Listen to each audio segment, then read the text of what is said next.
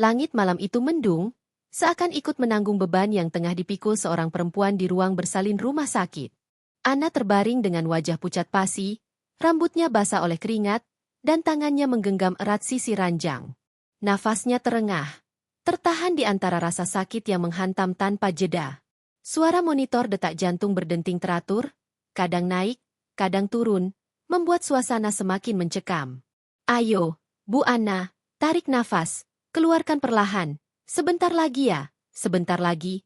Suara bidan berusaha menenangkan, tapi bagi Anna, setiap detik terasa seperti ribuan jarum menusuk tubuhnya. Air matanya menetes, bukan hanya karena sakit yang mengguncang rahimnya, tapi juga karena hatinya kosong. Di sisi tempat tidur itu, kursi yang seharusnya diduduki oleh suaminya tetap kosong. Tidak ada tangan hangat yang menggenggam tangannya. Tidak ada suara lembut yang menguatkan hatinya. Arta?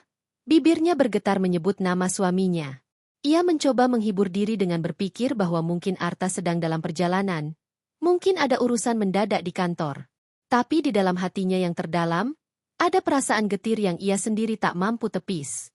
Belakangan ini Arta sering pulang larut malam, seringkali tanpa kabar. Alasan yang sama selalu terlontar. Lembur, rapat mendadak, urusan pekerjaan. Dan Anna, dengan cintanya yang terlalu besar, selalu memilih percaya. Namun, malam itu, saat ia bertaruh nyawa untuk melahirkan buah hati mereka, kepercayaan itu terasa seperti pisau yang menusuk balik ke dadanya. Sakitnya kontraksi semakin memuncak, membuat tubuh Anna bergetar. Tolong, sakit sekali, ia merintih. Dokter yang berdiri di ujung ranjang mengangguk cepat. Kepalanya sudah mulai turun. Ayo, Bu Anna, kuatkan diri. Sedikit lagi. Teriakan Anna memenuhi ruang bersalin. Suara tangis, jeritan, dan rintihan bercampur jadi satu. Tubuhnya seakan terkoyak. Namun di dalam kesakitan itu ada harapan yang begitu besar. Ia ingin melihat buah hati yang 9 bulan ia rawat dengan penuh kasih sayang. Di luar ruangan, hujan mulai turun.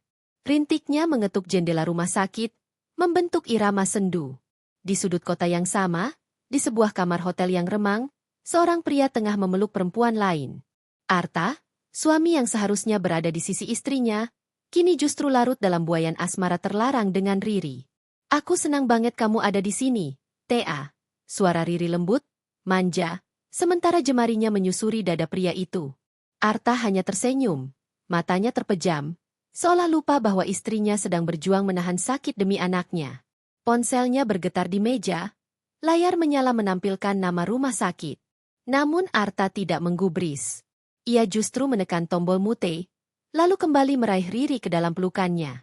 Sementara itu, di ruang bersalin, Anna berteriak keras. Tenaganya hampir habis, tubuhnya lemas, tapi dokter terus menyemangati. Ayo, Bu Anna. Sekali lagi, dorong.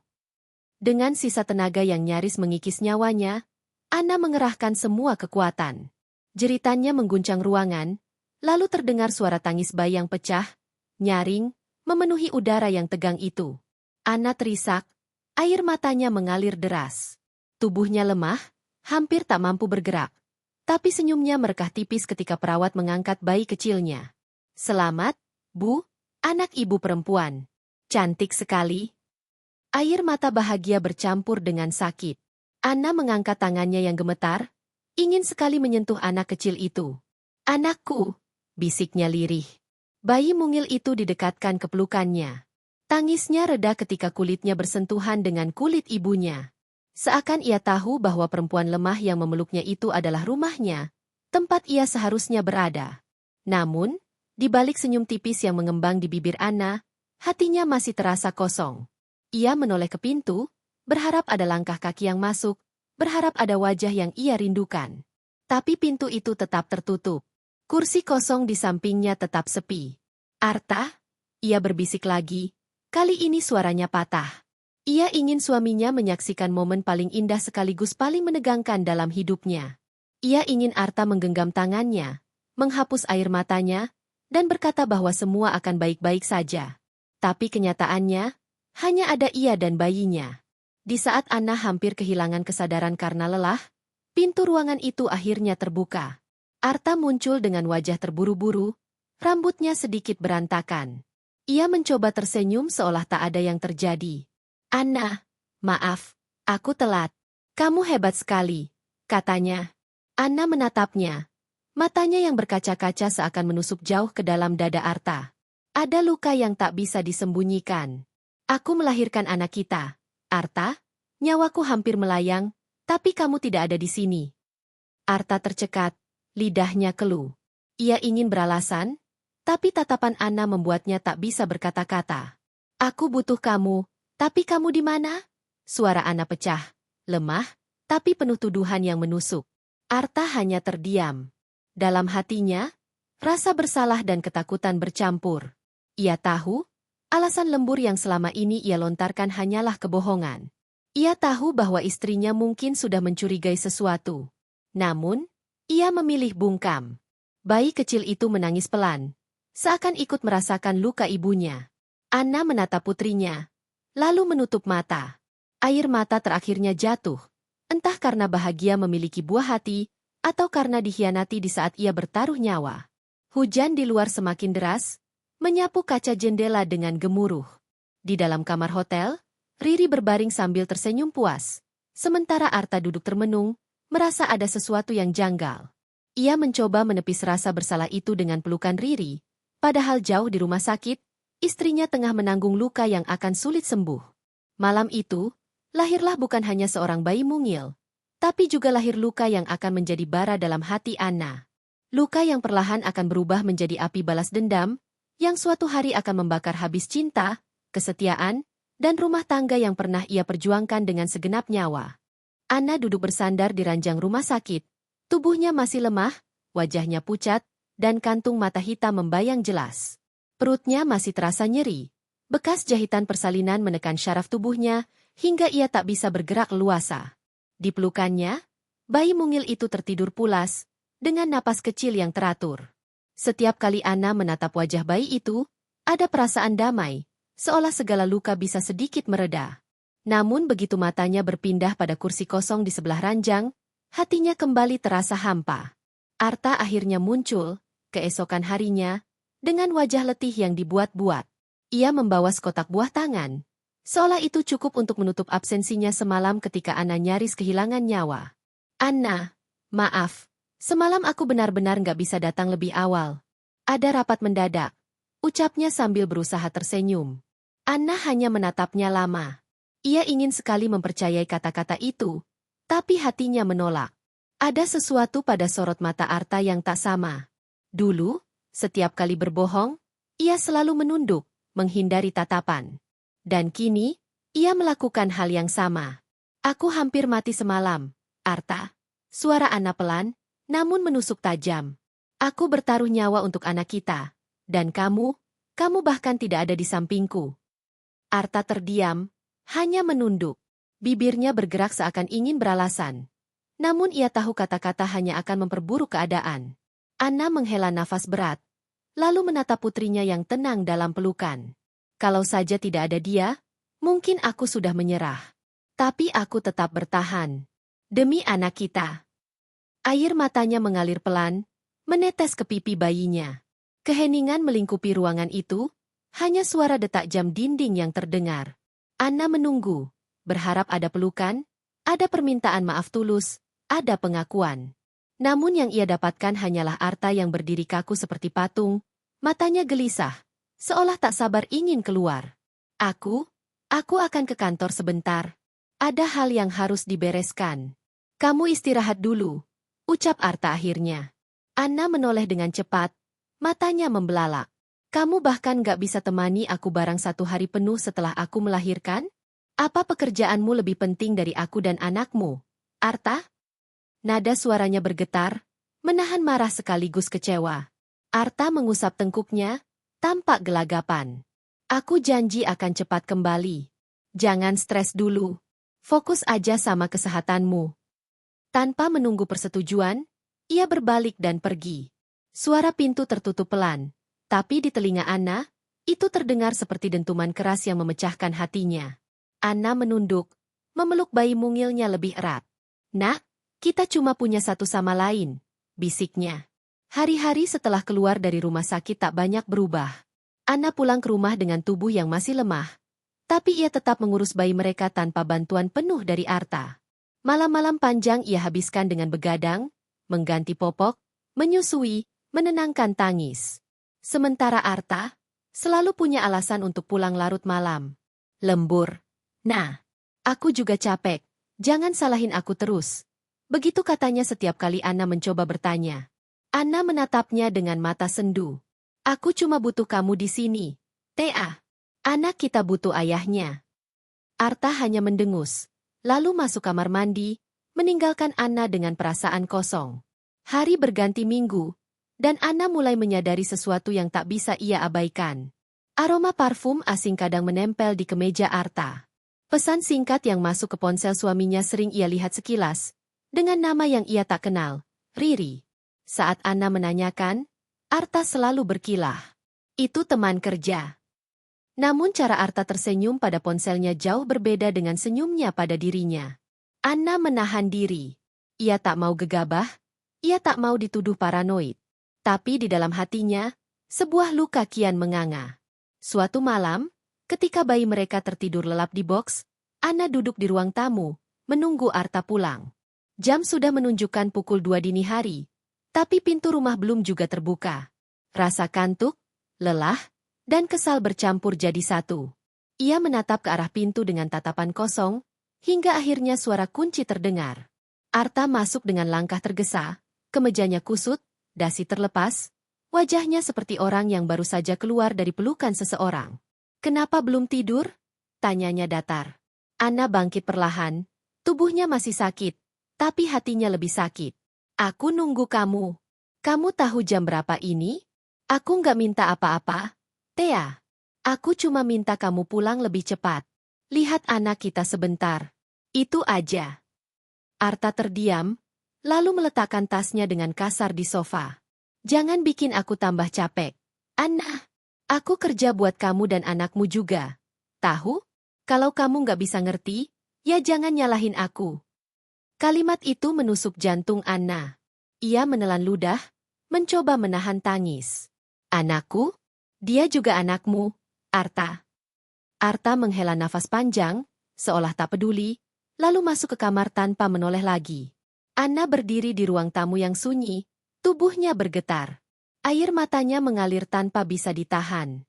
Ia merasa begitu sendirian, padahal ia tidak pernah benar-benar sendiri. Bayi kecil itu adalah saksi bisu dari semua luka yang ia rasakan. Hari demi hari, retakan di hatinya semakin melebar. Ia mencatat setiap perubahan kecil pada Arta.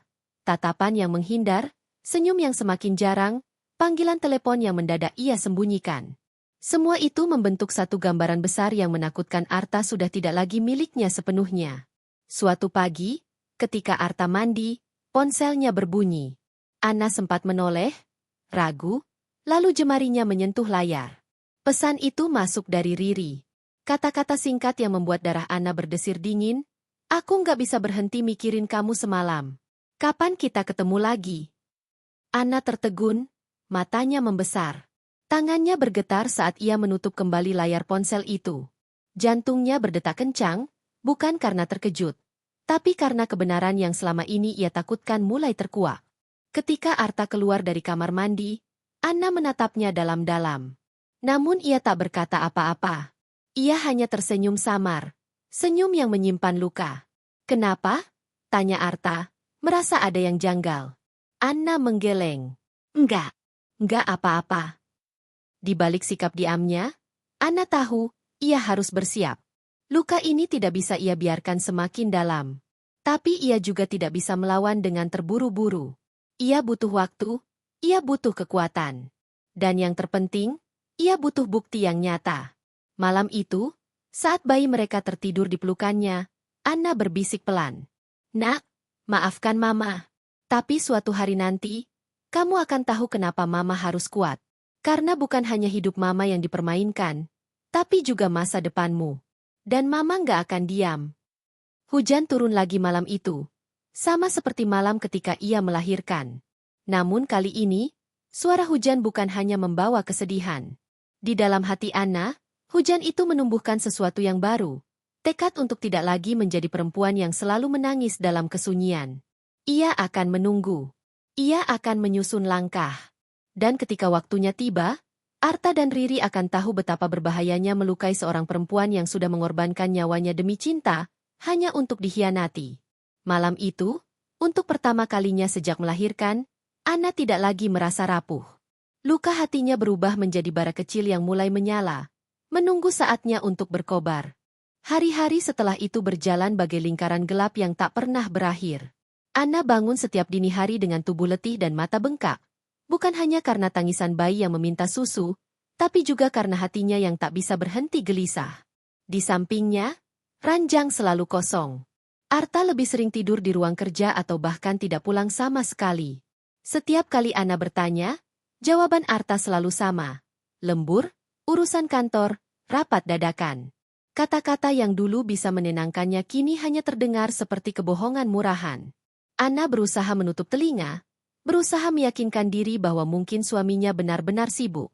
Tapi hatinya selalu menolak. Ada sesuatu yang jauh lebih besar dari sekadar pekerjaan.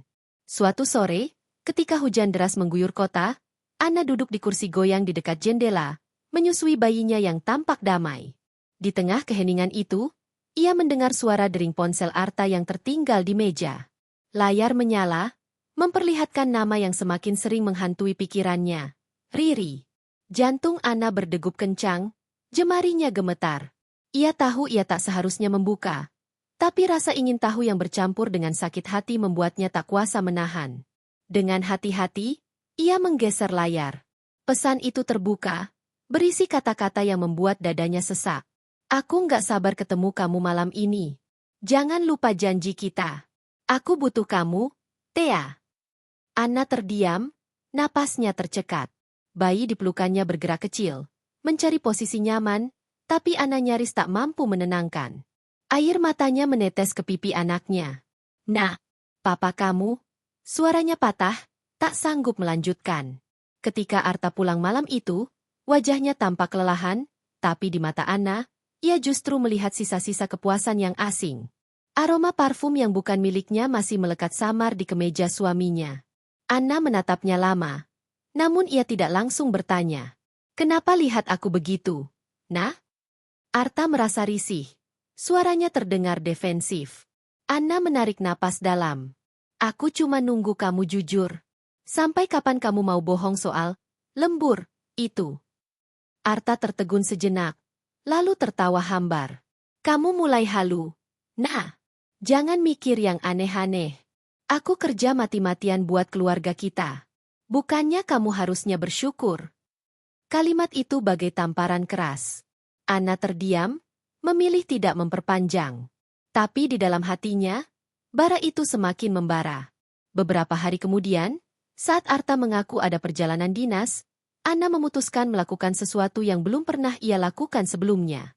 Ia menitipkan bayinya pada ibunya yang datang berkunjung, lalu diam-diam mengikuti Arta dari kejauhan. Hatinya berdegup kencang. Kakinya gemetar, namun tekadnya lebih besar dari ketakutannya. Mobil Arta berhenti bukan di kantor, bukan di gedung pertemuan, melainkan di sebuah restoran mewah di pusat kota. Dari kejauhan, Anna melihatnya turun dengan wajah sumringah yang jarang ia dapatkan belakangan ini. Dan tak lama kemudian, seorang perempuan dengan gaun merah mendekat, menyambutnya dengan senyum penuh gairah. Mereka berpelukan, tanpa ragu, tanpa rasa bersalah. Anna berdiri terpaku, tubuhnya kaku, jiwanya seolah ditikam. Nafasnya memburu, air matanya jatuh tanpa ia sadari. Dunia seakan runtuh di hadapannya. Segala pengorbanan, rasa sakit saat melahirkan, malam-malam panjang tanpa tidur, semua terasa sia-sia saat melihat kenyataan bahwa suaminya memilih orang lain di atas dirinya. Ia ingin berlari, ingin menjerit, ingin menghancurkan pemandangan itu. Tapi tubuhnya tak bergerak. Ia hanya bisa menatap dari balik kaca mobil yang berembun karena hujan, menyaksikan pria yang ia cintai dengan sepenuh hati kini menggenggam tangan perempuan lain seolah Anna tak pernah ada. Anna kembali ke rumah dengan langkah gontai. Ia memeluk bayinya erat-erat, menangis sejadi-jadinya. Mama sudah nggak punya apa-apa lagi. Nah, tapi Mama masih punya kamu. Malam itu, ketika Arta pulang dengan wajah penuh kebohongan, Anna tidak lagi bertanya. Ia hanya tersenyum samar. Senyum yang menyimpan ribuan luka. Arta tampak lega karena ia pikir Anna percaya. Padahal sesungguhnya Anna sedang menyusun kekuatan. Hari-hari berikutnya, Anna mulai berubah. Ia tidak lagi banyak protes, tidak lagi menuntut perhatian. Ia kembali merawat diri, berdandan, bahkan mulai mencari pekerjaan lepas dari rumah. Ia ingin kuat, bukan hanya untuk dirinya, tapi juga untuk anaknya. Arta yang semula curiga kemudian menganggap perubahan itu sebagai tanda bahwa Anna akhirnya mengerti posisinya. Padahal sebenarnya, Anna sedang menyiapkan diri untuk sesuatu yang lebih besar. Suatu malam, saat Anna menidurkan bayinya, ia berbisik pelan. Mama nggak akan biarin papa terus begini. Kalau dia pikir mama lemah, dia salah besar. Mama sudah bertaruh nyawa buat kamu. Nah, sekarang mama akan pertaruhkan segalanya buat masa depan kita. Di luar, hujan turun lagi, membasahi bumi, membawa suara gemuruh yang seakan mengiringi tekad baru Anna. Dalam dirinya, rasa cinta yang dulu begitu besar kini perlahan berubah. Dari luka, menjadi kebencian. Dari air mata, menjadi kekuatan. Dan dari pengorbanan, menjadi senjata. Anna tahu, waktunya akan datang. Saat itu, Arta dan perempuan bernama Riri akan merasakan apa artinya bermain dengan hati seorang istri yang rela mati demi cinta, namun akhirnya hanya dikhianati. Malam itu, Anna menutup mata dengan senyum kecil. Untuk pertama kalinya, ia tidak lagi merasa kalah. Ia hanya menunggu saat yang tepat untuk membalikkan keadaan. Dan ketika saat itu tiba, dunia mereka tidak akan pernah sama lagi. Anna duduk di ruang tamu sendirian. Lampu redup menyinari wajahnya yang kini tampak jauh lebih dingin dibanding beberapa minggu lalu. Di tangannya, segelas teh yang sejak tadi tak ia minum. Bayinya sudah tertidur di kamar. Sementara jam dinding berdetak pelan, menambah sunyi yang menyesakkan. Suara mesin mobil akhirnya terdengar di luar, disusul pintu depan yang terbuka dengan suara khas. Arta masuk, dengan langkah sedikit tergesa, menaruh tas di sofa tanpa menoleh ke arah Anna. "Kamu belum tidur?" Tanyanya datar. Anna menoleh, menatapnya lama. Ada sesuatu di matanya yang berbeda, bukan lagi sekadar kesedihan, tapi semacam tatapan yang tajam, penuh perhitungan. "Aku nunggu kamu." Arta mendengus, membuka kemejanya sambil berjalan ke arah kamar. "Aku capek." "Nah, jangan mulai lagi." Anna menahan lidahnya, tidak berkata apa-apa. Ia hanya mengamati setiap gerak-gerik suaminya dengan seksama. Bau parfum asing masih menempel samar, dan itu cukup membuat hatinya kembali perih. Namun kali ini, ia tidak lagi meledak.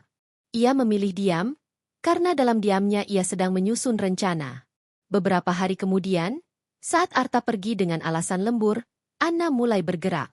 Ia ingat pesan yang ia lihat beberapa waktu lalu di ponsel Arta. Nama Riri tidak lagi asing di kepalanya. Anna merasa seakan nama itu sudah terukir dengan pisau di dadanya. Ia menunggu hingga malam, lalu diam-diam membuka ponsel suaminya yang ditinggalkan di meja kerja. Dengan tangan gemetar, ia mencoba menebak kode sandi. Butuh beberapa kali, hingga akhirnya layar terbuka. Jantungnya berdegup kencang ketika ia membuka kotak pesan. Puluhan pesan dari Riri memenuhi layar, berisi rayuan, janji-janji, bahkan foto-foto yang membuat perut Anna mual. Kata-kata manis yang dulu pernah Arta bisikan padanya kini terucap untuk perempuan lain. Air mata Anna menetes. Namun ia cepat menghapusnya. Ia tak ingin larut dalam kesedihan lagi. Dengan hati-hati, ia memotret semua percakapan itu menggunakan ponselnya sendiri. Jarinya bergerak cepat, seolah takut waktu tak memberinya kesempatan. Setelah selesai, ia mengembalikan ponsel itu ke tempat semula, lalu duduk lama di kursi, menatap kosong ke arah jendela. "Baiklah, Arta. Kalau ini permainanmu, aku akan belajar cara mainnya," gumamnya lirih. Hari-hari berikutnya, Anna mulai memperhatikan lebih teliti. Setiap kali Arta berpakaian rapi dan berangkat dengan wajah sumringah, Anna mencatat jamnya. Ia mulai menghubungkan titik-titik kecil. Restoran tempat mereka bertemu, hotel yang sama sekali tidak asing baginya karena ia pernah melihat brosurnya di mobil Arta, hingga alasan pulang larut malam yang tak masuk akal. Suatu malam, ia memberanikan diri menyewa taksi dan mengikuti Arta dari kejauhan. Tubuhnya gemetar sepanjang perjalanan, tetapi hatinya justru terasa lebih kuat. Mobil Arta berhenti di depan sebuah hotel. Dari kejauhan, Anna melihatnya turun dengan wajah penuh gairah. Tak lama kemudian, seorang perempuan muncul. Riri. Dengan gaun hitam ketat, ia meraih tangan Arta, dan mereka masuk ke dalam lobi sambil tertawa bersama. Anna menutup mulutnya dengan tangan, menahan jeritan yang hampir keluar. Dadanya sesak, matanya basah. Namun ia tidak ingin menangis terlalu lama. Ia meraih ponselnya, mengambil foto dari kejauhan. Berkali-kali, hingga layar ponselnya penuh dengan bukti perselingkuhan mereka. Setelah memastikan cukup, Anna menyandarkan tubuhnya ke kursi taksi. Air matanya jatuh deras, tapi di dalam hati kecilnya ada secercah kekuatan yang baru. Luka itu bukan lagi sekadar luka. Ia mulai membangun dinding tebal, melindungi dirinya dari rasa hancur. Ketika pulang, ia masuk ke kamar bayinya, menatap wajah mungil itu yang tidur dengan damai. "Nak, Mama janji kamu akan punya masa depan yang baik. Mama nggak akan biarin kamu tumbuh dengan melihat Papa seperti ini. Tapi Mama nggak bisa langsung bertindak. Mama harus tunggu waktu yang tepat. Demi kamu, semuanya harus sempurna." Hari demi hari, Anna semakin pandai menyembunyikan perasaannya. Saat Arta pulang dengan wajah penuh kebohongan, ia hanya tersenyum tipis, seolah tak tahu apa-apa. Saat Riri menelepon di malam buta dan Arta terburu-buru keluar kamar, Anna hanya berpura-pura tidur. Namun di balik itu semua, ia terus mengumpulkan bukti. Foto, pesan, catatan waktu. Ia bahkan mulai mencari tahu tentang Riri. Melalui seorang temannya yang bekerja di bank, Anna mendapat informasi tentang aliran uang yang masuk ke rekening perempuan itu. Ternyata Arta sering mentransfer sejumlah besar uang, bahkan lebih dari yang ia berikan untuk kebutuhan rumah tangga. Fakta itu membuat Anna semakin marah, tetapi juga semakin mantap. Suatu malam, saat Arta tertidur lelap, Anna berdiri di samping ranjang, menatap wajah suaminya lama-lama. Ada rasa cinta yang dulu begitu besar, tapi kini hanya tersisa kepahitan. "Aku pernah rela mati buat kamu, Thea. Aku pernah berdoa supaya kamu bisa lihat betapa aku berkorban. Tapi ternyata kamu malah memilih menusuk aku dari belakang." Suaranya nyaris tak terdengar, hanya gumaman untuk dirinya sendiri. Ia memalingkan wajah, menatap ke arah bayinya yang tidur di boks kecil di sudut kamar. "Kamu nggak akan pernah tahu rasanya ditinggalkan, Nak. Mama nggak akan biarin itu terjadi." Besoknya, Anna bertemu dengan seorang pengacara diam-diam. Ia pura-pura pergi belanja, tapi sebenarnya ia duduk di sebuah kafe, mendengarkan penjelasan tentang hak asuh, harta bersama, dan kemungkinan gugatan cerai. Pengacara itu tampak terkejut melihat seorang wanita yang baru beberapa minggu melahirkan sudah bicara tentang perceraian. Namun tatapan Anna tak ragu sedikit pun. "Saya belum akan ajukan sekarang," ucap Anna tegas. "Saya cuma butuh tahu jalannya. Saat waktunya tiba, saya nggak mau kehilangan apapun." Pengacara itu mengangguk, lalu memberikan beberapa saran. Anna mencatat semuanya, menyimpannya rapi di dalam sebuah map. Ia sudah belajar satu hal. Dalam permainan seperti ini, bukan yang paling kuat yang menang, melainkan yang paling sabar menunggu. Malam itu, ketika Arta kembali pulang dengan wajah letih yang dibuat-buat, Anna hanya tersenyum, menyiapkan makan malam seolah tidak terjadi apa-apa. Arta lega, mengira semuanya baik-baik saja. Ia tidak tahu bahwa istrinya sudah punya kotak penuh bukti di laci meja kerja. Kotak yang suatu hari akan ia buka untuk menghancurkan semua kebohongan yang selama ini ia bangun. Anna berbaring malam itu dengan bayi kecilnya di pelukan, matanya menatap langit-langit yang gelap. Ia tak lagi merasa hancur seperti dulu. Air matanya sudah kering, berganti dengan kekuatan baru yang tak pernah ia bayangkan sebelumnya. "Sebentar lagi, Thea. Sebentar lagi, Ri. Aku akan tunjukkan siapa yang sebenarnya lemah dan siapa yang sebenarnya kuat," bisiknya dalam hati. Dan di malam yang sunyi itu, lahirlah sebuah tekad yang lebih besar dari cinta, lebih tajam dari kebencian, tekad untuk membalas semua yang pernah dilakukan pada dirinya. Pagi itu, matahari bersinar cerah, tapi bagi Anna, sinarnya terasa menusuk seperti ribuan jarum. Ia duduk di meja makan, menatap piring kosong di depannya. Bayinya tidur di kamar, sementara Arta sedang bersiap-siap ke kantor. Anna memperhatikan setiap gerakannya dengan seksama acara ia merapikan dasi, menyemprotkan parfum yang bukan milik mereka, dan senyum samar yang muncul tanpa sadar ketika ia membaca pesan di ponselnya. Senyum itu bukan untuk Anna, dan itu membuat dadanya kembali terasa panas. "Arta?" panggil Anna dengan suara datar. Arta menoleh sambil merapikan jasnya. "Iya." "Aku cuma mau tanya. Sampai kapan kamu mau terus bohong sama aku?" Arta terdiam, keningnya berkerut. "Apa maksudmu?" Anna berdiri, menatapnya tajam. "Kamu pikir aku nggak tahu kamu sama Riri?" Wajah Arta langsung berubah. Senyumnya lenyap, berganti gugup. Ia mencoba tertawa hambar. "Kamu mulai lagi. Nah, jangan bikin drama pagi-pagi begini. Aku sibuk. Aku kerja." "Kerja?" Suara Anna meninggi, matanya berkaca-kaca. "Kamu sebut itu kerja? Aku lihat sendiri kamu masuk hotel sama dia. Aku punya bukti semua chat kalian, semua transferanmu. Jangan lagi berani bilang itu cuma kerja." Arta terpaku, wajahnya pucat. Sesaat ia tak bisa berkata-kata, lalu ia mendekat, mencoba meraih tangan Anna. "Nah, dengar dulu aku bisa jelasin." Anna menepis tangannya dengan kasar. "Jangan sentuh aku.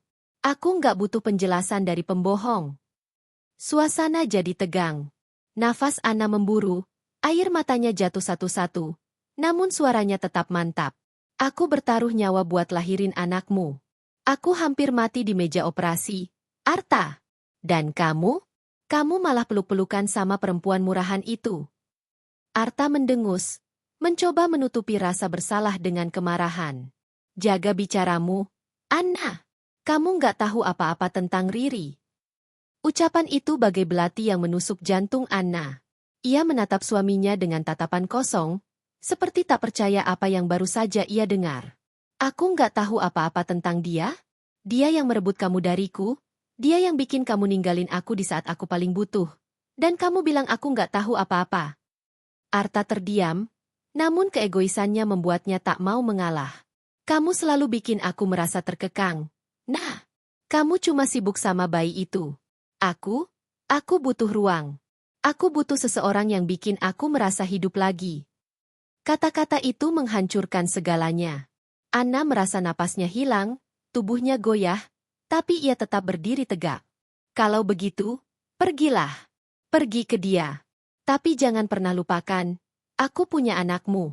Dan suatu hari, dia akan tahu siapa ayahnya sebenarnya." Arta menatap Anna dengan wajah bingung, lalu menghela napas berat. Ia memilih diam, mengambil tasnya, dan pergi tanpa menoleh. Pintu rumah menutup dengan dentuman keras, meninggalkan Anna berdiri sendirian dengan tubuh bergetar. Air matanya jatuh deras. Tapi kali ini bukan air mata kelemahan, melainkan air mata tekad. Hari itu, Anna memutuskan sesuatu. Ia tidak akan lagi sekadar menyimpan bukti. Ia akan mulai menunjukkan taringnya. Kesempatan datang lebih cepat dari yang ia kira. Beberapa hari kemudian, Riri dengan berani mendatangi rumahnya. Anna sedang duduk di ruang tamu sambil menyusui bayi ketika bel pintu berbunyi.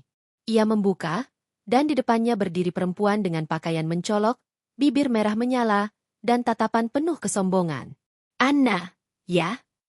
Riri tersenyum miring, lalu masuk tanpa dipersilakan.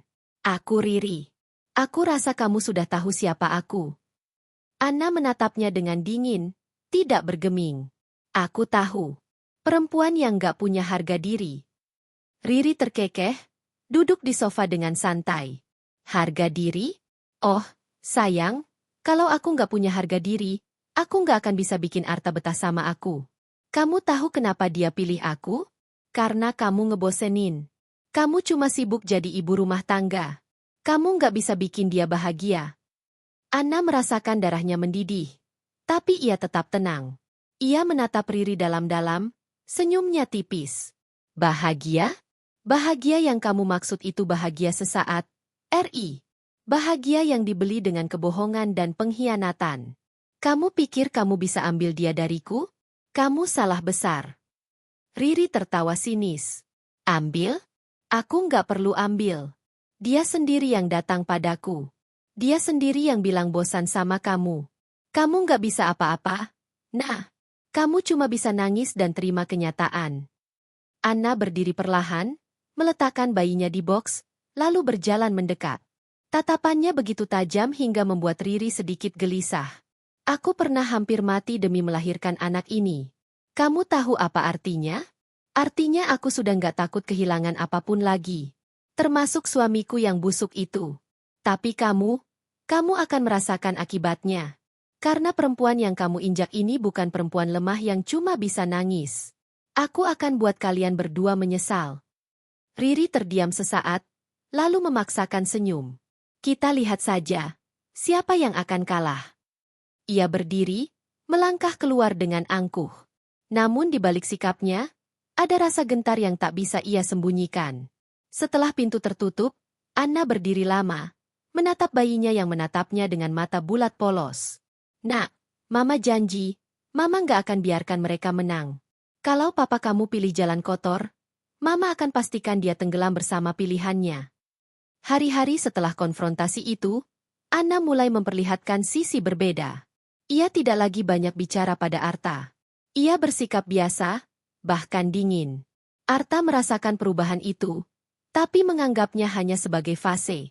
Ia tidak tahu bahwa istrinya sudah memegang kendali, meski ia masih berpikir sebaliknya.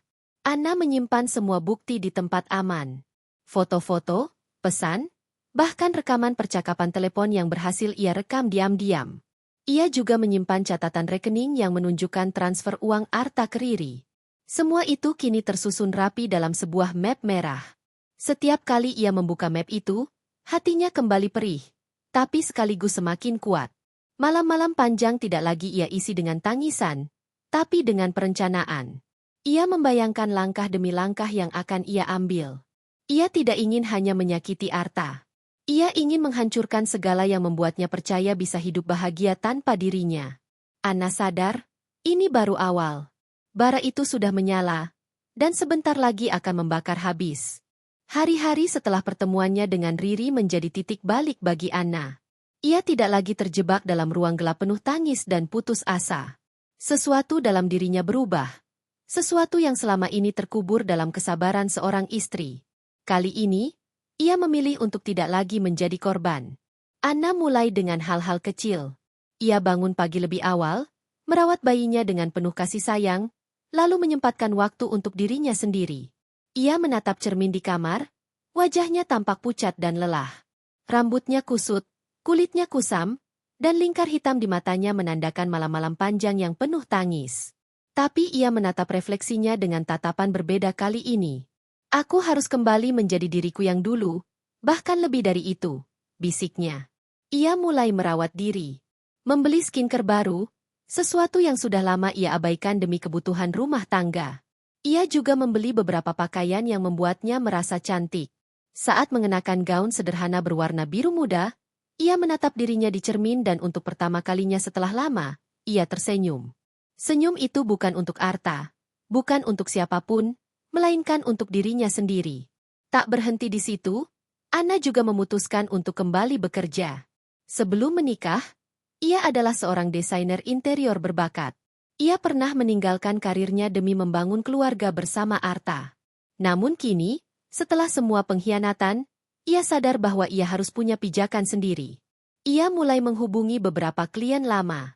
Suaranya sempat bergetar saat memperkenalkan diri kembali, tapi semangat dalam dirinya lebih besar dari rasa takut. Beberapa klien menyambut hangat, bahkan ada yang langsung menawarkan proyek kecil. Anna menerima semuanya dengan penuh semangat, meski harus membagi waktu dengan bayinya. Malam-malam yang dulu ia habiskan untuk menunggu Arta pulang kini ia gunakan untuk menggambar desain, membuat presentasi, dan menghidupkan kembali laptop yang sudah lama terbengkalai. Tangannya bekerja lincah, meski sesekali harus berhenti untuk menenangkan bayinya. Namun justru tatapan polos anak itu yang menjadi bahan bakar utamanya. Suatu sore, Arta pulang lebih awal. Ia terkejut melihat ruang tamu dipenuhi kertas desain, laptop menyala, dan Anna duduk serius di meja kerja dengan rambut terikat rapi. "Kamu lagi ngapain?" tanya Arta heran. Anna tidak menoleh. "Kerja." "Kerja? Maksudmu?" "Aku balik jadi desainer interior. Ada beberapa proyek kecil yang aku ambil." Arta menghela napas panjang, berusaha menahan ketidaknyamanannya. "Anna, kamu kan punya bayi. Kamu nggak perlu kerja. Aku bisa biayain kamu. Anna menoleh perlahan, menatapnya tajam. Biayain? Dengan uang yang kamu kasih ke pelakor itu? Arta terdiam, wajahnya memerah. Jangan ngomong seenaknya. Kalau kamu nggak suka, kamu boleh pergi. Aku nggak akan lagi bergantung sama kamu. Ucapan Anna bagai tamparan keras. Arta hanya bisa terdiam, lalu pergi ke kamarnya dengan wajah murung. Malam itu, Anna tersenyum tipis.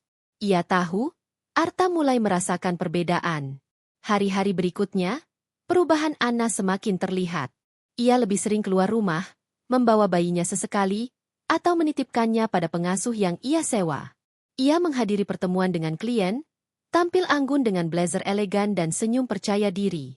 Setiap langkahnya penuh keyakinan, membuat orang-orang yang bertemu dengannya kagum. Di sisi lain, Arta mulai gelisah.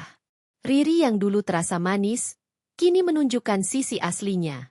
Ia sering menuntut lebih banyak uang, lebih banyak waktu, dan lebih banyak perhatian. Sementara Arta mulai kewalahan. Uang yang ia alirkan untuk Riri tidak sedikit, bahkan tabungannya mulai menipis. Saat ia mengeluh, Riri hanya tertawa sinis. Kamu kan janji bakal bahagiain aku. Masa baru segini udah ngeluh? Kata Riri dengan nada manja tapi menusuk. Arta hanya bisa terdiam, tapi dalam hatinya muncul rasa jenuh. Namun ia sudah terjebak terlalu dalam. Suatu malam, saat Arta pulang, ia mendapati Anna duduk di ruang tamu dengan pakaian tidur sederhana tapi tampak begitu cantik. Wajahnya berseri, meski matanya tetap tajam. Kamu kelihatan beda sekarang, ucap Arta, mencoba basa-basi. Anna tersenyum tipis. Beda gimana? Kamu lebih cantik.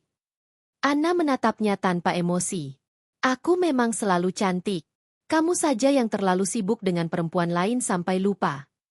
Arta terdiam, merasa kalah. Ada rasa bersalah yang menelusup, tapi egonya masih terlalu tinggi untuk mengakuinya. Malam itu, saat Arta tidur, Anna duduk di kamarnya, membuka map merah yang berisi semua bukti. Ia menatapnya lama, lalu tersenyum dingin. Belum saatnya aku tunjukin semua ini. Aku ingin mereka dulu merasakan manisnya kemenangan, biar nanti kejatuhan mereka terasa lebih sakit. Hari demi hari, Anna semakin kuat. Proyeknya mulai berkembang. Ia mendapatkan lebih banyak tawaran. Uang masuk rekeningnya perlahan tapi pasti. Ia bahkan mulai menyewa kantor kecil, tempat ia bisa bekerja lebih fokus. Semua itu ia lakukan diam-diam, tanpa sepengetahuan Arta. Sementara itu, gosip mulai beredar. Beberapa tetangga melihat Arta bersama Riri di luar. Bisikan-bisikan mulai terdengar, dan meski Anna pura-pura tak peduli, ia tahu semua itu akan segera menjadi senjatanya. Puncaknya terjadi ketika Anna menghadiri sebuah acara bisnis. Ia tampil menawan dengan gaun hitam elegan, rambutnya disanggul rapi, dan senyum anggunnya memikat semua mata. Saat ia berjalan masuk ruangan, banyak yang tak percaya bahwa ia adalah ibu muda yang baru saja melahirkan. Arta, yang kebetulan hadir karena undangan kolega, terperangah melihatnya. Ia seperti melihat Anna untuk pertama kalinya. Jantungnya berdetak kencang. Ada rasa bangga sekaligus takut. Bangga karena istrinya terlihat luar biasa. Takut karena ia sadar sudah terlalu jauh mengkhianatinya. Anna menghampiri beberapa rekan bisnis dengan percaya diri, berbincang dan tertawa ringan. Saat ia berpapasan dengan Arta, ia hanya memberi senyum tipis lalu berlalu tanpa kata. Senyum itu bagai duri bagi Arta, yang membuatnya merasa semakin kecil. Malam itu, Anna pulang dengan hati penuh kemenangan kecil. Ia tahu, permainan baru saja dimulai. Ia sudah bukan Anna yang dulu. Ia kini adalah Anna yang siap menghancurkan siapapun yang berani merendahkannya. Di kamar, ia menatap bayinya yang tidur pulas. Nak, Mama sudah mulai. Dan Mama nggak akan berhenti sampai semua yang bikin Mama tersakiti jatuh di kaki Mama. Bara itu kini menyala terang, dan dunia kecil yang dulu hancur mulai ia bangun kembali, bukan untuk menampung cinta Arta, tapi untuk menyiapkan perang. Malam itu, hujan turun deras, memukul genting rumah dengan ritme yang menambah sunyi. Anna duduk di ruang kerja kecilnya, menatap layar laptop dengan segelas teh hangat di samping. Jemarinya mengetik cepat, menyelesaikan presentasi untuk proyek baru. Namun pikirannya tidak hanya pada pekerjaan, melainkan juga pada langkah-langkah yang sudah ia susun rapi untuk menghancurkan pengkhianatan yang merobek hidupnya. Ia menutup laptop, lalu membuka map merah yang kini semakin penuh. Rekaman telepon, foto-foto mesra, bukti transfer, hingga percakapan yang berhasil ia simpan. Semua itu tersusun seperti potongan puzzle, menunggu saatnya untuk dipasang menjadi gambaran utuh. Anna menatapnya dengan sorot dingin, berbeda dari wanita rapuh beberapa bulan lalu. Arta kini semakin sering pulang larut. Wajahnya kusam, kantong matanya dalam, dan sikapnya semakin gelisah. Ia mulai kehilangan ketenangan. Sementara Riri, yang dulu tampil manis, kini berubah menjadi perempuan penuh tuntutan. Anna tahu semua itu karena ia diam-diam punya informan. Seorang sahabat lama bernama Vina yang kebetulan satu kantor dengan Riri. Dia itu tiap hari pamer. Nah, kata Vina suatu sore saat mereka bertemu di kafe kecil. Katanya Arta bakal ceraikan kamu. Katanya dia yang bakal jadi nyonya besar. Tapi jujur, dia juga sering ngeluh. Katanya Arta sekarang makin pelit, nggak segesit dulu. Aku rasa dia mulai bosan. Anna hanya tersenyum tipis, mengaduk minumannya perlahan. Bagus. Biarkan dia merasa di atas awan dulu. Semakin tinggi mereka terbang, semakin sakit jatuhnya nanti. Vina menatap Anna dengan kagum. Kamu benar-benar beda sekarang. Nah, dulu kamu lembut banget. Sekarang, kamu kelihatan kuat sekaligus berbahaya. Aku cuma belajar dari luka. Luka paling dalam itu mengajarkan aku satu hal. Jangan pernah biarkan orang yang kita cintai merusak kita tanpa perlawanan. Hari-hari berikutnya, Anna memainkan perannya dengan sempurna. Di depan Arta, ia tampak biasa saja. Bahkan kadang menunjukkan senyum lembut. Namun di belakangnya, ia merajut benang-benang perang. Ia tahu Arta akan lengah jika ia berpura-pura tidak peduli. Suatu malam, Arta pulang dengan wajah muram. Ia langsung masuk ke kamar tanpa bicara. Anna mengikutinya, pura-pura khawatir. Kamu kenapa? Kelihatan capek banget, tanya Anna dengan suara lembut. Arta menatapnya sebentar, lalu mengalihkan pandangan. Kerjaan lagi banyak. Anna mendekat, menyentuh tangannya sejenak. Kalau butuh bantuan, bilang. Jangan dipendam sendiri. Arta menatapnya lama. Ada sesuatu di mata Anna yang membuat hatinya goyah. Entah mengapa, di tengah kekacauan yang ia buat sendiri, Anna kini justru tampak lebih tenang, lebih matang, lebih berkelas. Itu membuatnya rindu pada kehangatan yang pernah mereka miliki, meski ia tak berani mengakuinya. Sementara itu, Riri semakin menekan. Ia meminta Arta membelikan apartemen baru. Aku nggak mau tinggal di kontrakan sempit ini terus, katanya dengan nada tinggi. Kalau kamu beneran cinta sama aku, buktiin. Arta marah, tapi tak bisa berbuat banyak. Keuangannya benar-benar mulai menipis. Bisnis yang ia kelola pun mulai goyah karena perhatiannya terpecah. Di sisi lain, Anna semakin bersinar. Proyek demi proyek ia dapatkan, klien memujinya, bahkan beberapa investor mulai melirik. Kehidupannya berubah drastis, dan itu membuatnya semakin percaya diri. Ia sudah tidak lagi membutuhkan Arta, bahkan tidak lagi menaruh harapan padanya. Yang tersisa hanyalah bara dendam yang ia pupuk dengan sabar. Suatu malam, Anna memutuskan untuk menguji Arta. Ia berdandan cantik dengan gaun putih sederhana, lalu duduk di ruang makan menunggu suaminya pulang. Saat Arta datang, ia terperanjat melihat istrinya tampak begitu menawan. Kamu, dandan? Tanya Arta bingung. Aku ada dinner meeting sama klien, tapi karena kamu pulang, aku tunda. Aku pikir, mungkin kita bisa makan malam bareng setelah sekian lama, jawab Anna dengan senyum tipis. Arta duduk, menatap istrinya lama. Ada perasaan aneh menggelitik hatinya. Ia merasa kehilangan sesuatu yang berharga, sesuatu yang kini tidak sepenuhnya miliknya lagi. Namun Anna tetap menjaga perannya. Ia tidak mengungkit pengkhianatan, tidak memancing emosi. Justru ketenangannya itulah yang membuat Arta semakin tertekan. Ia mulai bertanya-tanya, apakah Anna sudah tahu segalanya? Sementara Riri semakin gila kendali. Ia merasa posisinya terancam ketika mendengar gosip tentang Anna yang kembali sukses dan mulai tampil di berbagai acara. Kamu jangan-jangan masih peduli sama istrimu itu? Tuduh Riri suatu malam. Arta membantah, Tapi sikapnya yang semakin dingin membuat Riri curiga. Pertengkaran demi pertengkaran terjadi di antara mereka. Dan di balik semua itu, Anna tersenyum puas. Jaringnya mulai mengikat erat. Puncaknya terjadi ketika Anna mendapat undangan untuk mengisi seminar desain di sebuah hotel mewah. Ia hadir dengan penuh percaya diri, ditemani oleh Vina. Saat ia naik ke panggung, ruangan penuh tepuk tangan. Kamera menyorotnya, dan beberapa media meliput acara tersebut. Arta yang diam-diam hadir di ruangan belakang, terpaku melihatnya. Istrinya tampak seperti bintang yang bersinar, jauh lebih berkilau dari siapapun. Dalam hati kecilnya, ada penyesalan yang menusuk. Namun penyesalan itu terlambat. Malam itu, Anna menerima banyak ucapan selamat. Salah satunya dari seorang investor kaya raya bernama Adrian. "Kamu luar biasa, Anna. Aku suka caramu membawakan ide. Aku rasa kita bisa bekerja sama lebih jauh," katanya dengan tatapan kagum. Anna tersenyum sopan, tapi dalam hatinya ia tahu kesempatan besar sedang terbuka. Ia mulai punya sekutu yang bisa memperkuat langkahnya. Saat ia pulang malam itu, Arta sudah menunggu di ruang tamu. Wajahnya muram, matanya merah, entah karena lelah atau cemburu. "Kamu sekarang sibuk banget, ya?" Suaranya serak. Anna hanya meletakkan tasnya, lalu menatapnya datar. "Aku sibuk membangun hidupku. Hidup yang pernah hampir hancur karena kamu." Arta terdiam. Kata-kata itu seperti belati menusuk dadanya. Anna lalu mendekat, menatapnya tajam. "Kamu pikir aku nggak tahu semua kebusukanmu? Aku tahu, Arta. Aku tahu lebih banyak dari yang kamu kira. Dan aku sedang menunggu saat yang tepat. Jadi nikmatilah waktumu dengan perempuan murahan itu. Karena sebentar lagi, dunia yang kamu bangun akan runtuh di depan mataku." Arta tertegun, wajahnya pucat.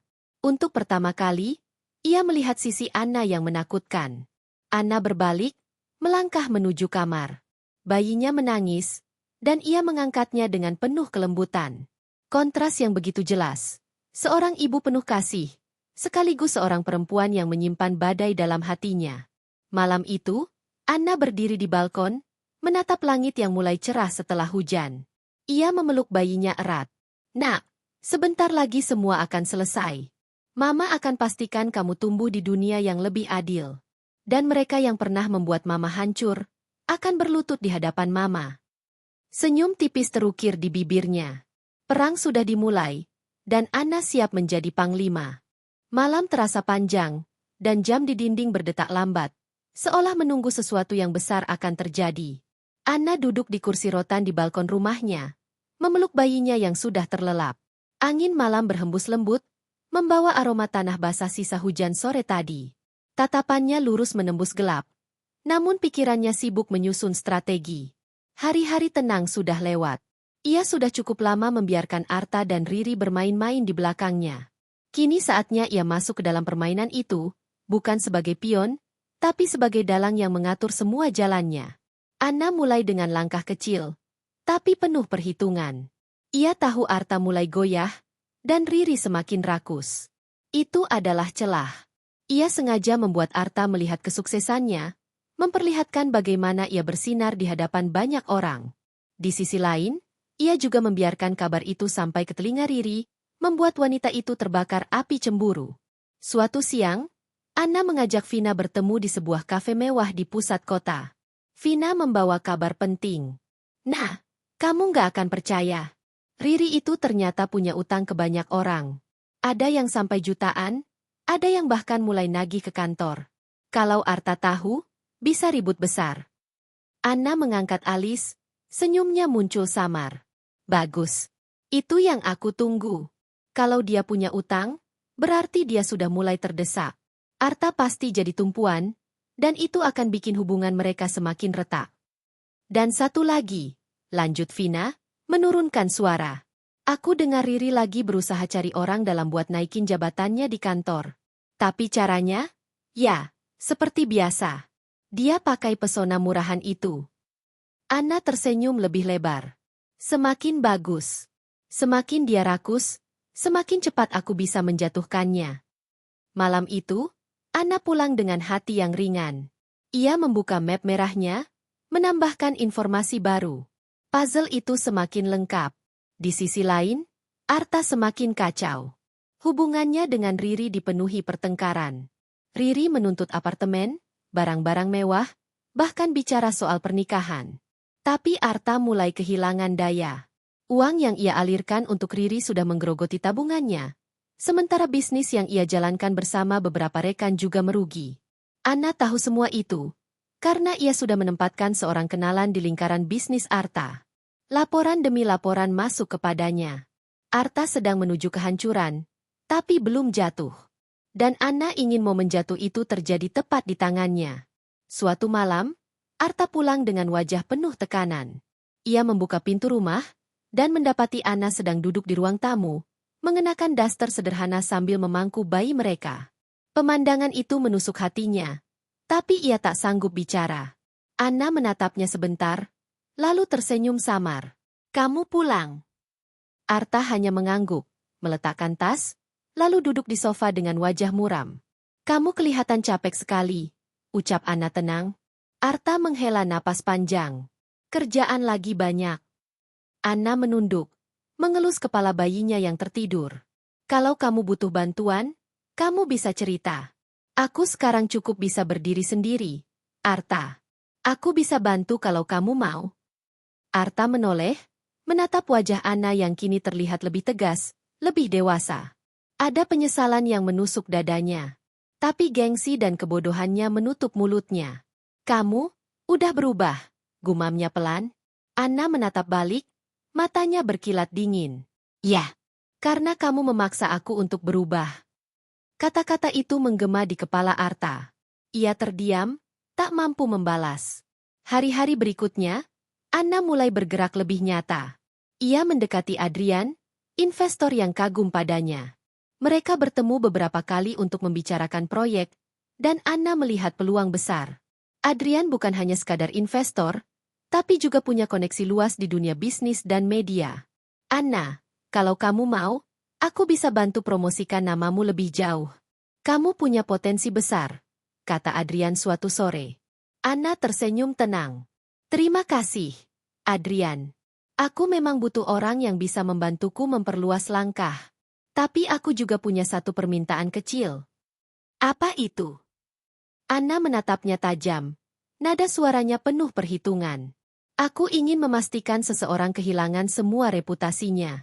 Aku ingin kebenaran tentang siapa dia sebenarnya keluar ke permukaan." Adrian terdiam sejenak, lalu tersenyum samar. "Kedengarannya pribadi." "Ya, sangat pribadi. Dan aku butuh orang kuat untuk memastikan itu terjadi dengan bersih." Adrian menatap Anna lama, lalu mengangguk. "Kalau itu yang kamu mau, aku akan bantu." Dengan sekutu baru di sisinya, Anna semakin mantap. Riri mulai merasakan tekanan. Ia mendengar kabar tentang Anna yang semakin sering muncul di media, diliput sebagai desainer muda berbakat yang bangkit dari keterpurukan. Riri marah besar. "Arta, kamu lihat itu? Istrimu makin terkenal sekarang. Kamu harus buru-buru ceraikan dia. Aku nggak mau kalah darinya." Arta hanya diam, matanya kosong. Ia merasa berada di tengah pusaran badai. "Kamu bisu?" teriak Riri. "Kalau kamu nggak ceraikan dia, aku yang bakal tinggalkan kamu. Banyak laki-laki lain yang mau sama aku." Arta menatapnya dingin. "Kalau begitu, pergi saja." Riri terperanjat. Kata-kata itu seperti tamparan keras. Ia tak percaya Arta yang biasanya menurut, kini berani melawan. Pertengkaran itu membuat hubungan mereka retak lebih dalam. Dan Anna tahu semua itu, karena ia sudah memastikan ada mata-mata yang melaporkan setiap perkembangan. Malam itu, Anna berdiri di depan cermin, menatap bayangan dirinya. Wanita rapuh yang dulu menangis sendirian di ruang bersalin kini telah lenyap. Yang ada hanya seorang wanita yang penuh kendali, seorang ibu yang siap melindungi anaknya dengan segala cara, bahkan jika harus menghancurkan ayahnya sendiri. Ia mengambil map merah, membukanya perlahan. Foto-foto Arta dan Riri berpelukan, rekaman telepon yang penuh desahan, bukti transfer uang yang mengalir. Semuanya sudah siap. Anna hanya menunggu waktu yang tepat untuk meledakkannya. Dan waktu itu akan segera tiba. Hari-hari menjelang badai seringkali tampak tenang. Begitu juga dengan kehidupan Anna. Dari luar, ia tampak sibuk dengan rutinitas barunya sebagai desainer muda yang mulai dikenal publik. Beberapa kali ia diwawancara oleh media, bahkan fotonya terpajang di salah satu majalah fashion lokal dengan judul yang menggoda, "Bangkit dari Luka, Bersinar dalam Karya." Banyak orang memuji keberaniannya, dan Anna membiarkan semua itu mengalir. Ia tahu setiap publikasi yang menyanjungnya akan sampai ke telinga Arta dan Riri, dan itu bagian dari rencananya. Arta semakin tertekan. Bisnisnya goyah, reputasinya retak, dan di rumah ia hanya menemukan diamnya Anna yang menusuk. Sementara Riri semakin menuntut, semakin rakus. Wanita itu tidak peduli Arta sedang terpuruk, yang ia inginkan hanya kehidupan mewah yang terus mengalir. Suatu malam, Arta duduk di teras rumah, wajahnya muram. Rokok di tangannya hanya terbakar setengah, tak tersentuh. Ia menatap kosong ke halaman. Anna keluar, menggendong bayi mereka. Tanpa berkata apa-apa, ia duduk di kursi seberang, menatap langit malam. "Arta," ucapnya pelan. Arta menoleh, tatapannya lelah. "Apa?" "Kamu kelihatan makin kacau. Aku nggak tahu sampai kapan kamu mau terusin hidup kayak gini. Tapi aku cuma mau bilang satu hal, jangan pernah pikir aku nggak tahu apa yang kamu lakukan di belakangku." Jantung Arta berdegup kencang. Ia ingin menyangkal, tapi bibirnya keluh. Anna menatapnya tajam, sorot matanya seperti belati. "Aku diam bukan berarti aku bodoh," lanjut Anna. "Aku tahu semuanya, Arta. Setiap kebohonganmu, setiap langkahmu bersama dia." Arta menunduk, wajahnya memucat. Ia tahu ini bukan sekadar ancaman. Anna bangkit, melangkah masuk ke dalam rumah sambil menggendong bayi. Tapi sebelum menghilang di balik pintu, ia berkata tanpa menoleh. "Ingat, aku bisa hancurkanmu kapan saja. Tapi aku masih menunggu. Karena aku ingin kamu merasakan setiap detik rasa takut yang pernah kamu tanam di hidupku." Kalimat itu menggema di kepala Arta, membuatnya sulit tidur sepanjang malam. Sementara itu, Riri juga mulai merasa terpojok. Kabar tentang Anna semakin meluas, sementara dirinya hanya dikenal sebagai bayangan. Gosip di kantor semakin ramai, beberapa rekan bahkan mulai berbisik di belakangnya. Riri benci itu. Ia merasa kalah telak, padahal ia sudah berjuang keras merebut Arta. Suatu sore, ia menghampiri Arta dengan wajah cemberut. "Arta, aku nggak tahan. Semua orang ngomongin Anna. Dia dipuja-puja kayak pahlawan, sementara aku cuma dianggap pelakor murahan. Kamu harus lakukan sesuatu. Ceraiin dia sekarang juga." Arta memijit pelipisnya. "Riri, aku lagi banyak masalah. Jangan tekan aku terus. Kamu pikir gampang urusan cerai? Kalau kamu nggak bisa kasih aku kepastian, aku yang pergi," teriak Riri. Arta menatapnya dingin. "Kalau begitu, pergi saja." Riri terdiam, tak menyangka Arta mengucapkan itu lagi. Amarahnya meledak, tapi ia juga tahu posisinya kini rapuh. Ia terlalu bergantung pada Arta secara finansial. Hari-hari berikutnya, Anna mulai menggerakkan pion-pionnya. Dengan bantuan Adrian, ia menyebarkan beberapa informasi kunci ke media, tapi tidak frontal. Hanya potongan-potongan kecil yang cukup mengguncang. Seperti kabar tentang seorang pengusaha yang terlilit masalah keuangan karena wanita simpanannya, atau tentang seorang karyawan yang punya utang menumpuk. Nama tidak disebut, tapi semua yang tahu cukup cerdas untuk menebak. Tak butuh waktu lama, gosip itu sampai ke telinga orang-orang terdekat Arta. Rekan bisnisnya mulai menjauh, beberapa proyek ditunda, bahkan ada yang membatalkan kontrak. Arta semakin terpuruk. Ia mulai kehilangan kendali atas hidupnya. Di saat itu, Anna justru semakin bersinar. Suatu malam, Anna menghadiri sebuah acara peragaan busana. Adrian ikut mendampinginya, memberikan kesan seolah ia bukan hanya investor, tapi juga pelindung. Media sibuk mengambil foto, lampu kamera berkilatan, dan Anna tampil anggun dengan gaun rancangan sendiri. Arta melihat semuanya dari layar televisi di rumah. Tangannya mengepal, hatinya perih. Wanita yang dulu ia remehkan kini berdiri di puncak perhatian, sementara dirinya tenggelam dalam kehancuran. Riri, di sisi lain, hampir gila. Ia marah besar melihat Anna disanjung, sementara dirinya mulai ditinggalkan teman-teman, sosialitanya, karena gosip utang. Ia mendesak Arta lagi, tapi yang ia dapat hanya bentakan dan tatapan kosong.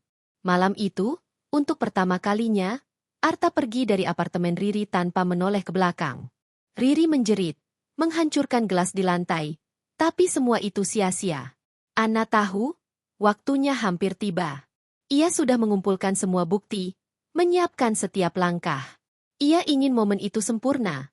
Momen di mana semua kebohongan Arta dan Riri terbongkar sekaligus. Suatu pagi, Anna duduk di ruang kerjanya, membuka map merah yang kini penuh dengan dokumen. Ia menatap foto-foto, bukti transfer, dan rekaman suara. Lalu ia tersenyum dingin. Sudah waktunya. Ia menghubungi Adrian, memberi instruksi detail. Lalu ia menutup map merah itu, seolah menutup lembaran lama hidupnya. Hari yang ditunggu tiba pada sebuah acara besar, gala dinner perusahaan tempat Arta bekerja. Semua rekan bisnis, pejabat, dan media hadir. Anna tahu, di sanalah panggung sempurna untuk membuka semuanya. Ia datang mengenakan gaun hitam elegan, rambut terurai indah. Semua mata menoleh padanya.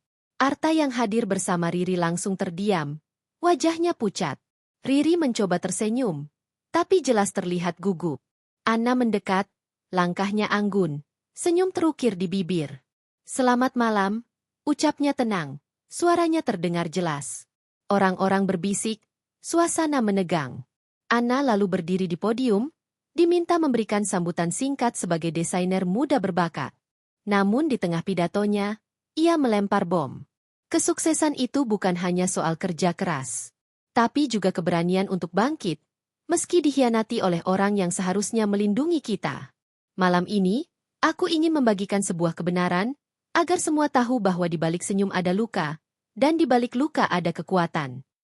Layar besar di belakangnya menyala, menampilkan foto-foto Arta dan Riri yang berpelukan, bukti transfer uang, hingga rekaman suara mesra keduanya. Ruangan langsung gempar. Semua orang terkejut, beberapa menutup mulut, yang lain mengeluarkan ponsel untuk merekam. Arta berdiri, wajahnya pucat pasi, berusaha maju. Anna, hentikan ini.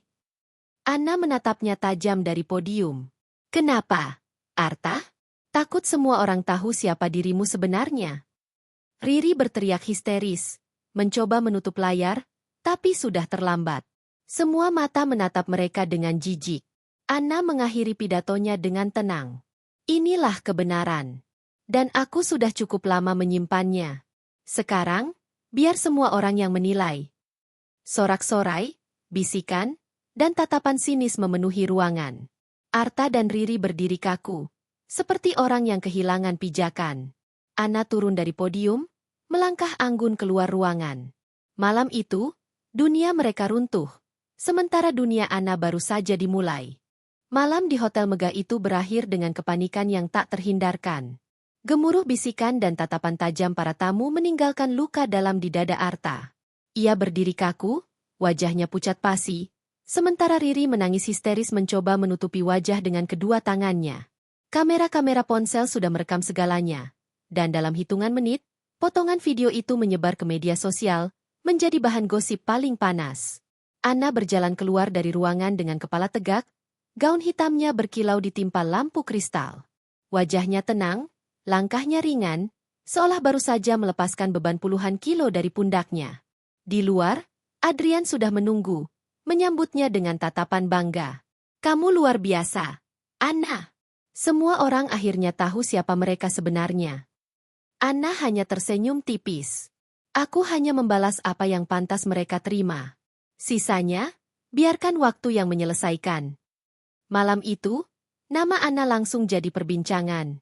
Media memburu ceritanya, netizen memujinya sebagai wanita kuat yang berani melawan pengkhianatan. Sebaliknya, nama Arta dan Riri tenggelam dalam hujatan. Semua proyek bisnis Arta dibatalkan satu persatu. Rekan-rekan yang dulu merapat karena keuntungan, kini menjauh seolah ia membawa penyakit. Riri pun kehilangan segalanya. Reputasinya di kalangan sosialita hancur. Undangan-undangan pesta mewah tak lagi datang, bahkan beberapa temannya memblokir nomor teleponnya. Ia terkurung di apartemen, menatap kosong ke arah jendela, sementara tagihan menumpuk di meja. Arta tak lebih baik. Ia mulai dihantui panggilan utang dari bank, desakan dari investor, bahkan ancaman dari orang-orang yang dulu pernah ia tipu. Semua pintu menutup rapat. Suatu malam, Arta pulang ke rumah dengan langkah gontai. Anna sedang duduk di ruang tamu, menyusui bayi mereka. Tanpa menoleh, Anna berkata, "Kamu sudah dapat balasanmu, Arta. Sekarang kamu tahu rasanya ditinggalkan, dikhianati, dan dihina." Arta berdiri di ambang pintu, matanya merah, suaranya bergetar. "Anna, maafkan aku. Aku salah. Aku buta karena nafsu. Aku bodoh. Aku nggak tahu kenapa bisa sampai sejauh ini." Anna menoleh, tatapannya dingin. "Maaf? Kamu pikir kata itu cukup untuk menghapus semua luka yang kamu buat? Aku bertaruh nyawa melahirkan anakmu, sementara kamu bersenang-senang dengan perempuan lain. Kamu tinggalkan aku di saat aku paling butuhmu. Sekarang kamu datang, berharap maaf akan menyelesaikan semuanya." Air mata mengalir di pipi Arta. Ia mendekat, berlutut di hadapan Anna. "Aku benar-benar menyesal. Tolong, beri aku kesempatan. Aku janji akan berubah." Anna menatapnya lama, lalu tersenyum miris. "Kesempatan itu sudah kamu buang, Arta. Berkali-kali. Aku sudah selesai denganmu." Arta terisak, tapi Anna berdiri, menggendong bayi mereka, lalu berjalan masuk ke kamar. Suara pintu tertutup meninggalkan Arta sendirian di ruang tamu yang sunyi. Hari-hari berikutnya, berita tentang kehancuran Arta dan Riri terus bergulir. Video skandal mereka jadi bahan sindiran, bahkan dijadikan meme. Arta tak berani keluar rumah, sementara Riri nyaris gila. Suatu malam, Riri datang ke rumah Anna. Wajahnya kusut, rambutnya berantakan. Ia mengetuk pintu keras-keras hingga Anna membukanya. "Apa lagi yang kamu mau, Riri?" tanya Anna datar. Riri menjerit, "Kamu puas, kan? Kamu sudah hancurin hidup aku. Kamu senang lihat aku jadi bahan hinaan?" Anna menatapnya dingin. "Kamu yang menghancurkan hidupmu sendiri. Kamu tahu dia suamiku, tapi kamu tetap rebut dia. Sekarang kamu dapat balasannya." Riri menangis terisak. Lututnya lemas hingga ia jatuh di teras rumah Anna. "Aku cuma cinta sama dia. Aku pikir dia akan tinggalkanmu. Aku pikir aku yang dia pilih selamanya." Anna jongkok, menatapnya tepat di mata. "Cinta? Itu bukan cinta, Riri. Itu obsesi. Cinta tidak menghancurkan rumah tangga orang lain. Cinta tidak membiarkan seorang wanita bertaruh nyawa sendirian di meja operasi. Yang kamu punya hanya nafsu dan keserakahan." Riri terdiam, lalu berdiri dengan wajah penuh amarah. "Kamu pikir kamu menang, Anna? Kamu pikir aku akan menyerah?" teriaknya sebelum berlari pergi dalam gelap malam. Anna hanya menghela napas panjang. Dalam hati, ia tahu Riri sudah hancur. Hanya butuh waktu sebelum wanita itu benar-benar binasa oleh obsesinya sendiri. Hari demi hari berlalu. Anna semakin sibuk dengan karirnya. Brand fashionnya berkembang pesat. Ia mulai menerima undangan ke luar negeri untuk memamerkan karyanya. Kehidupan baru terbentang di depannya, penuh cahaya dan kebebasan. Suatu pagi, Anna duduk di meja makan bersama Adrian. Pria itu tersenyum sambil menyerahkan sebuah undangan. "Paris Fashion Week. Kamu diundang resmi sebagai salah satu desainer tamu. Ini langkah besar, Anna." Anna menatap undangan itu, matanya berkilau. "Terima kasih, Adrian. Kalau bukan karena kamu, aku nggak akan sejauh ini." Adrian menatapnya serius. "Aku hanya bantu sedikit. Semuanya karena kamu kuat dan berani. Anna, aku tahu ini mungkin bukan waktu yang tepat. Tapi, aku ingin kamu tahu, aku bukan hanya kagum sama karyamu. Aku juga kagum sama kamu, sebagai wanita." Anna terdiam, hatinya bergetar. Ia menatap Adrian, pria yang selalu ada di sisinya sejak ia jatuh. Pria yang mendukungnya tanpa syarat. "Adrian," ucapnya pelan. Namun sebelum ia melanjutkan, suara bayi menangis dari kamar memotong percakapan itu. Anna tersenyum kecil, lalu berdiri. "Kita bicarakan nanti, ya?" Adrian hanya mengangguk. Senyum hangat menghiasi wajahnya. Sementara itu, Arta semakin terpuruk. Ia kehilangan rumah karena terlilit utang, dan kini tinggal di rumah kontrakan kecil. Setiap malam ia mabuk, mencoba melupakan kenyataan. Riri tak pernah datang lagi, meninggalkannya sendirian dalam kehancuran. Suatu malam, ia menatap foto lama di ponselnya, dirinya bersama Anna dan bayi mereka. Air matanya mengalir deras. Aku kehilangan segalanya, karena kebodohanku sendiri. Di sisi lain, Riri ditemukan tak sadarkan diri di apartemennya oleh satpam gedung. Tumpukan obat tidur berserakan di meja. Untungnya nyawanya terselamatkan, tapi reputasinya sudah hancur tak tersisa. Tak ada teman yang peduli, tak ada pria yang menolong. Ia benar-benar sendiri. Beberapa bulan kemudian, Anna berangkat ke Paris bersama Adrian. Malam itu, ia berdiri di panggung internasional. Karyanya dipuji, namanya dielu-elukan. Ia merasa semua luka yang pernah ia alami berubah menjadi kekuatan. Saat lampu sorot menyorotinya, Anna tersenyum. Ia tahu perjalanan panjang penuh air mata telah membawanya ke titik ini. Ia berhasil membalas semua pengkhianatan, tapi yang terpenting, ia berhasil membuktikan bahwa dirinya jauh lebih kuat dari yang pernah ia bayangkan. Dan di tengah gemerlap Paris, Anna berbisik pada dirinya sendiri. Ini bukan balas dendamku padamu, Arta. Ini adalah kebangkitanku. Dan aku sudah bebas. Lampu sorot meredup, tepuk tangan menggema, dan di sanalah kisah Anna benar-benar mencapai puncak.